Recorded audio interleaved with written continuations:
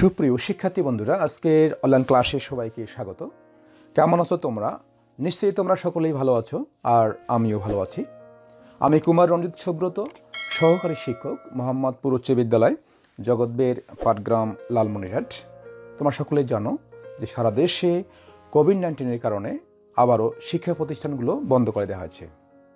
মূলত সেই কারণে আজকে আমি তোমাদের সামনে এই অনলাইন ক্লাসে হাজির হয়েছি। তো আজকে আমি তোমাদের নবম ও দশম শ্রেণীর গণিতের ৪র্থ অধ্যায় সূচক ও লগারিদম, এখান থেকে কিছু সমস্যা নিয়ে আমি আলোচনা করব। তো শিক্ষার্থী বন্ধুরা, চলো আর কথা না বাড়িয়ে আমাদের মূল পাঠে ফিরে যাই।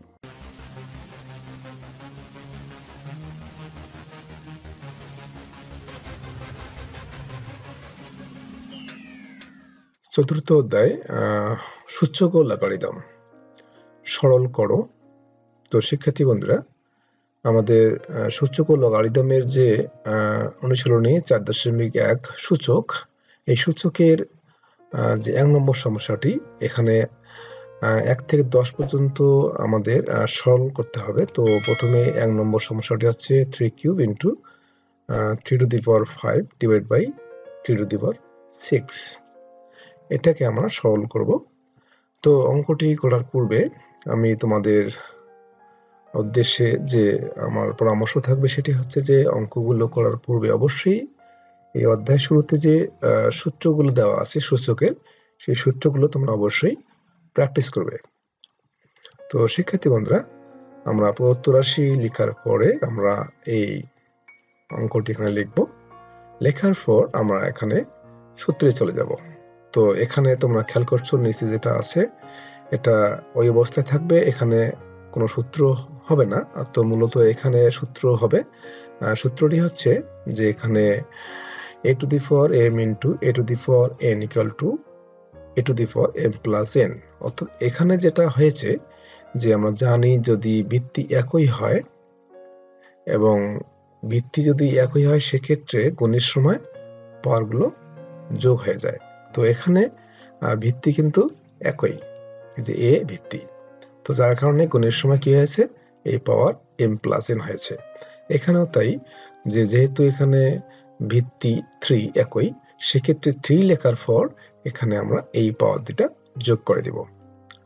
এরপরে আমরা যাব, বুঝতে পারছো নিচে যেটা থাকবে ওটা লিখবো, লেখার পরে এটা যোগ করে দিয়েছি, তারপরে এখানে 8 হবে। এখন আমরা নতুন একটা সূত্র প্রয়োগ করব। সূত্রটি হচ্ছে, এখানে খেয়াল করো যে যদি ভিত্তি একই হয় তাহলে ভাগের সময় পাওয়ারগুলো বিয়োগ হয়, গুণের সময় যোগ হয়, ভাগের সময় বিয়োগ হয়। তো এখানেও তাই করেছি আমরা, যেহেতু ভিত্তিটা একই 3, তো 3 লেখার পরে আমরা 8 মাইনাস 6 লিখেছি। এখন আমরা এটা যদি বিয়োগ করে দিই তাহলে হচ্ছে 3 স্কোয়ার, তাহলে হচ্ছে 3 3 9। এরপরে আমরা 2 নম্বর সমস্যায় যাব। 2 নম্বর সমস্যাটি হচ্ছে 5 cube into 8 divide by 2 to the power 4 into 125। তো একইভাবে আমরা প্রদত্ত রাশি লেখার পরে আমরা এটা লিখব। লেখার পর এখানে আমরা কি করেছি, এখানে 5 কিউব যেটা আছে এটা লিখেছি এবং এখানে 8 ছিল, এটার পরিবর্তে আমরা এখানে 2 কিউব লিখেছি। অর্থাৎ 2 কিউব মানে হচ্ছে 8, 2 কিউব হচ্ছে 2 দুগুণ 4, 4 দুগুণ 8, অর্থাৎ আমরা 8 কে এভাবে লিখতে পারি। তারপর নিচে হচ্ছে 2 টু দি পাওয়ার 4 এবং ইন্টু 125। তো এখানেও কিন্তু আমরা 5 এর উপর যদি কিউব দেই তাহলে কিন্তু এটা হয় 125 হয়, অর্থাৎ 125 হয়। তার মানে 125 কে আমরা 5 কিউব লিখতে পারি, ঘন আকারে লিখতে পারি। তো এখন আমরা এখানে যে কাজটি করব সেটি হচ্ছে যে এই যে এখানে 5 কিউব এটা আমরা একসঙ্গে লিখব।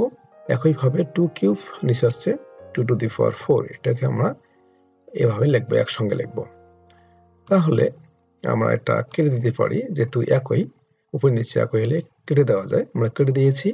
তারপরে কেটে দেওয়ার পর থাকবে এই যে 2 cube divide by 2 to the power 4।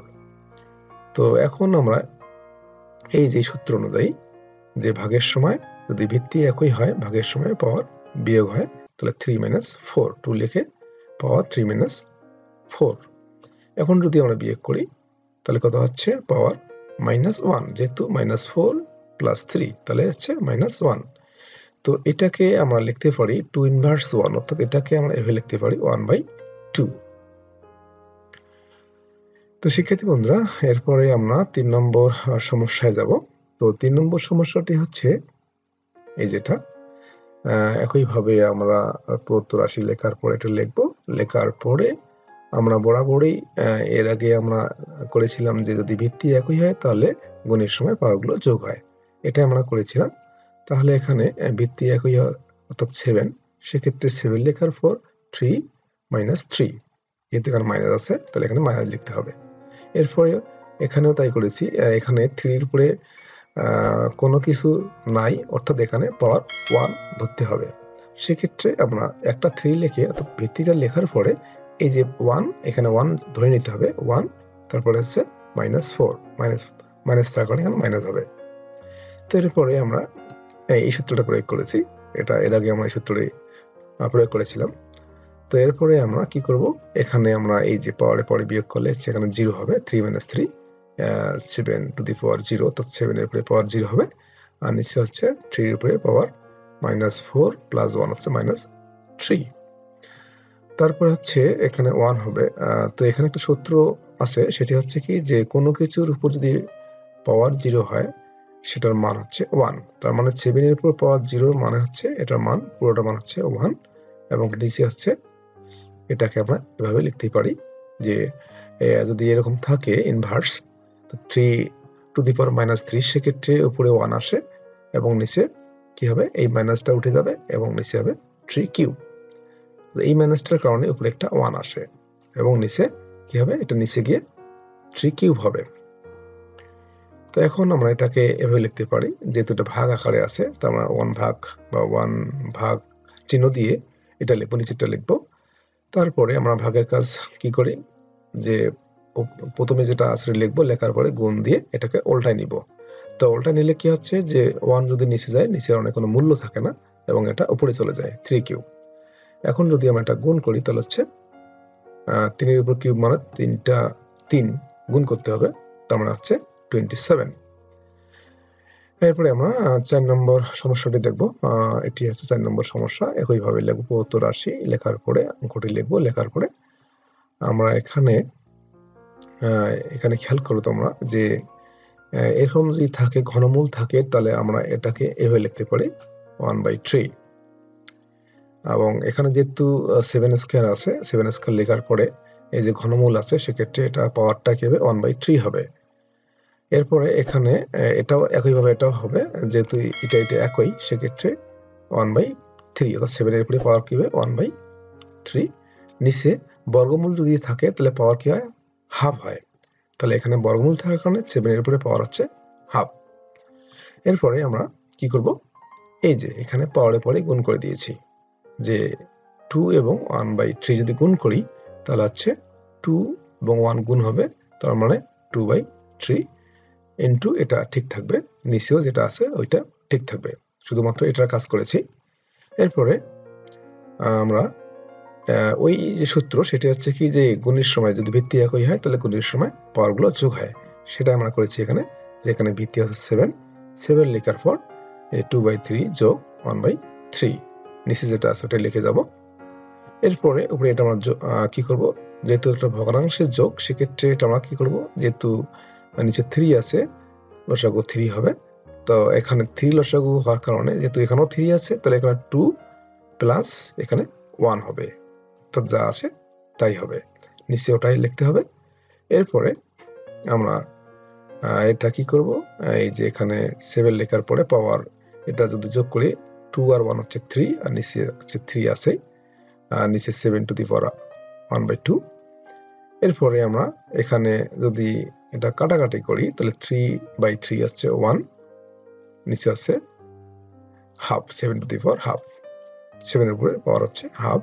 এরপরে এখানে আমরা কি করেছি, এই যে ভিত্তি একই হলে কি হয়, ভাগের সময় পাওয়ার বিয়োগ হয়ে যায়। তাহলে ভিত্তি হচ্ছে 7, যেহেতু একই ভিত্তি, সেক্ষেত্রে 7 লেখার পরে এই যে এই পাওয়ারটা মাইনাস নিচের পাওয়ারটা, অর্থাৎ 1 - হাফ হবে। এখন আমরা এখানে যদি 7 লেখার পরে পাওয়ার 1 মাইনাস হাফ হচ্ছে 1 থেকে যদি আমরা হাফ বিয়োগ করি তার মানে হাফ থাকে। তো এখন আমরা কি লিখতে পারি এটাকে √7। তো শিক্ষার্থী বন্ধুরা তোমরা সকলে জানো এই যে এখানে লক্ষ্য করো যে √7টাকে আমরা এভাবে লিখতে পারি পাওয়ার হাফ। সেক্ষেত্রে আমরা এটা ছিল 7 এর পরে পাওয়ার হাফ, এটাকে এখন আমরা √7 লিখতে পারি। তো শিক্ষার্থী বন্ধুরা এই হচ্ছে আজকের এই 4টি সমস্যার সমাধান। শিক্ষার্থী বন্ধুরা, এতক্ষণ থেকে আমি তোমাদের যে সমস্যাটি নিয়ে আলোচনা করলাম আশা করি তোমরা বুঝতে পেরেছো। তো এতক্ষণ থেকে আমার সঙ্গেই থাকার জন্য সবাইকে ধন্যবাদ আর সকলের জন্য আমি শুভকামনা করছি।